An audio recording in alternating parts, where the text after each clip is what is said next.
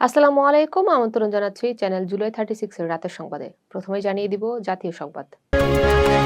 জামায়াত আমির doctor Shafiqur রহমানের নারী বিদ্বেষী পোস্টে ৯ ঘণ্টা পর হ্যাকের দাবি নিয়ে প্রশ্ন তুলেছেন বিএনপির মাহাদি আমিন এবং তিনি বলেন এটি সমাজকে মধ্যযুগীয় অন্ধকারে ঠেলে দেওয়ার চেষ্টা।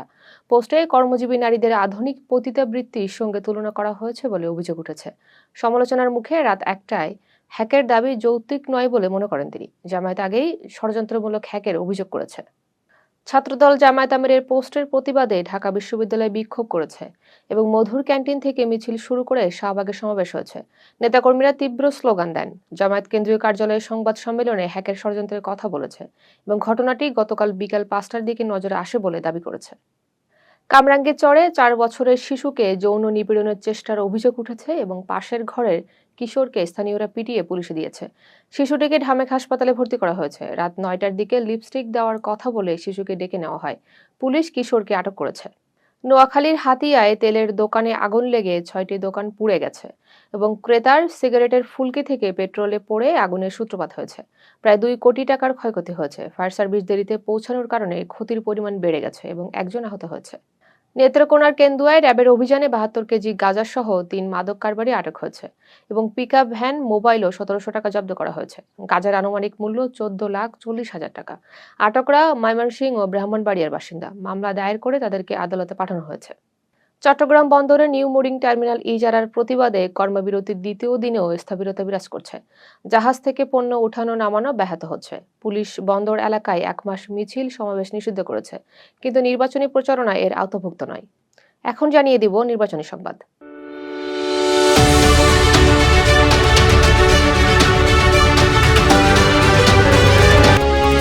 জাতীয় নাগরিক পার্টির আহ্বায়ক নাহিদ ইসলাম বলেছেন, নির্বাচন পর্যন্ত ১১ দলীয় জোট একত্রে থাকবে এবং আধিপত্যবাদ বিরোধী শক্তি হিসেবে কাজ করবে। তিনি জানান, জোটের পরিণতি নির্বাচনের পর দেখা যাবে।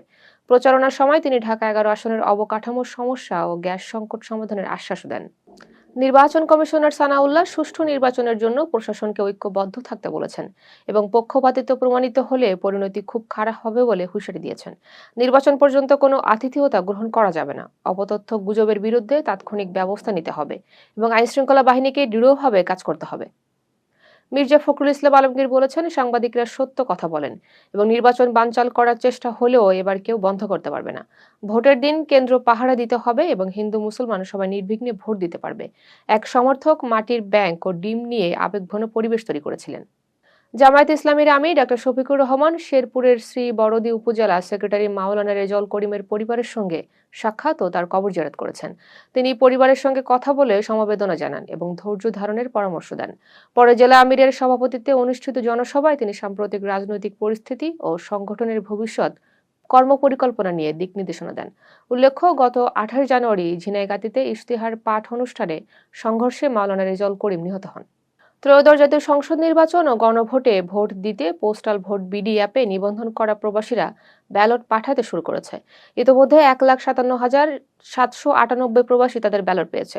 দেশে থাকা ভোটারদেরও ৫,৮০,৯৬৮ জনের ঠিকানায় ব্যালট পাঠানো হয়েছে। প্রবাস ও দেশ মিলিয়ে ১৫,৩৩,৬৮৪ ভোটার অ্যাপে নিবন্ধন করেছেন। এখন জানিয়ে দিব আন্তর্জাতিক সংবাদ। ইরান হরমুজ প্রণালীতে নৌযুদ্ধের মহড়া শুরু করেছে এবং মার্কিন যুদ্ধজাহাজ ইউএসএস আব্রাহাম লিঙ্কন উপকূলে অবস্থান করছে। রোববার সোমবার লাইভ ফায়ার ড্রিল চলবে এবং উত্তেজনা আরও বাড়ার আশঙ্কা করা হচ্ছে। হরমুজে অস্থিরতা বিশ্ব জ্বালানি বাজারে আঘাত হানতে পারে। চীন ও জাতিসংঘ আফগানিস্তান থেকে সন্ত্রাস ছড়ানোর আশঙ্কা প্রকাশ করেছে এবং চীনের রাষ্ট্রদূত বলেন, সীমান্ত পারের সন্ত্রাস বড় হুমকি। আফগানিস্তানকে সন্ত্রাসীদের নিরাপদ আশ্রয়ে পরিণত হতে দেওয়া যাবে না। জাতিসংঘ মহাসচিব টিটিপির হুমকির কথা তুলে ধরেন এবং সাম্প্রতিক হামলাগুলো সতর্কতা দাবি রাখেন। ট্রাম্প বলেছেন, ভারত ভেনেজুয়েলা থেকে তেল কিনবে, ইরান থেকে নয়, এবং রুশ তেলের বিকল্প হিসেবে ভেনেজুয়েলার তেল কেনা শুরু হতে পারে। ভারত যুক্তরাষ্ট্র বাণিজ্য চুক্তির কাঠামোতে এটি অনুঘটক হবে এবং রাশিয়ার রাজস্ব কমাতে এই উদ্যোগ নেওয়া হয়েছে।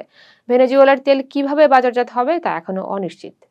মধ্যপ্রাচ্যে যুদ্ধের আশঙ্কা চরমে। ড্রপ সাইড নিউজের খবর অনুযায়ী মার্কিন সেনাবাহিনীর উচ্চপদস্থ কর্মকর্তারা এক মিত্র দেশকে জানিয়েছে, প্রেসিডেন্ট ট্রাম্প ১ সপ্তাহের মধ্যে ইরানে হামলার অনুমোদন দিতে পারে।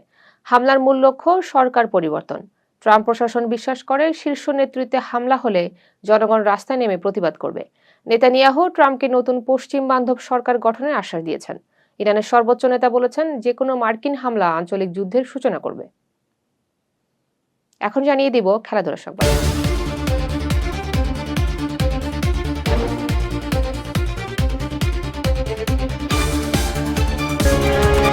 পিঙ্ক ডে টি-20 ম্যাচ টি10-এ পরিণত হয়েছে এবং ওয়েস্ট ইন্ডিজ ডিএলএসএ দক্ষিণ আফ্রিকাকে 6 রানে হারিয়েছে। সেই হোপ 48 ও হেটমায়ার 48 রান করেন। দক্ষিণ আফ্রিকা 118 রানে থামে এবং সিরিজ শেষের আগে ওয়েস্ট ইন্ডিজ জিতেছে। চেলসি 2 গোলে পিছিয়ে থেকে ওয়েস্ট হ্যামকে 3-2 গোলে হারিয়েছে এবং লিভারপুল নিউ ক্যাসেলকে 4-1 গোলে পরাজিত করেছে। আর্সেনাল লিডসকে 4-0 গোলে হারিয়ে জয়ের ধারায় ফিরেছে। চেলসির জয়সূচক গোল করে অ্যানজো ফার্নান্দেজ। বার্সেলোনা এলচেকে 3-1 গোলে হারিয়েছে এবং লামিন ইয়ামাল 1 গোল করেন এবং আরও একটি গোল অ্যাসিস্ট করেন। বার্সা 22 ম্যাচে 55 পয়েন্ট নিয়ে শীর্ষে রয়েছেন। 28টি শটের মধ্যে 10টি লক্ষ্য ছিল এবং রাশফোর্ড বদলি হয়ে গোল করেন। আইসিসি ও ওয়ার্ল্ড ক্রিকেটার্স অ্যাসোসিয়েশনের মধ্যে নতুন দ্বন্দ্ব দেখা দিয়েছে এবং খেলোয়াড়দের নাম, ছবি ও ইমেজ রাইটস নিয়ে শর্ত বিতর্কিত হয়েছে। আইসিসি নতুন শর্ত শোষণমূলক বলে দাবি করা হয়েছে। 2024 সালের চুক্তি লঙ্ঘন করা হয়েছে এবং বাংলাদেশ বিশ্বকাপ থেকে বাদ পড়ায় এই টানাপোড়েন বেড়েছে। সাফ অনূর্ধ্ব-19 নারী চ্যাম্পিয়নশিপে বাংলাদেশ ভুটানকে 12-0 গোলে হারিয়েছে এবং মুনকি আক্তার 4 গোল করেন। শ্রীমতী তৃষ্ণা রানী ও আলপি আক্তার 3টি করে গোল করেন। আগামীকাল ভারতের বিপক্ষে খেলবে বাংলাদেশ এবং দল দাপুটে ফুটবল খেলেছে। দর্শক, এতক্ষণ সাথে থাকার জন্য ধন্যবাদ।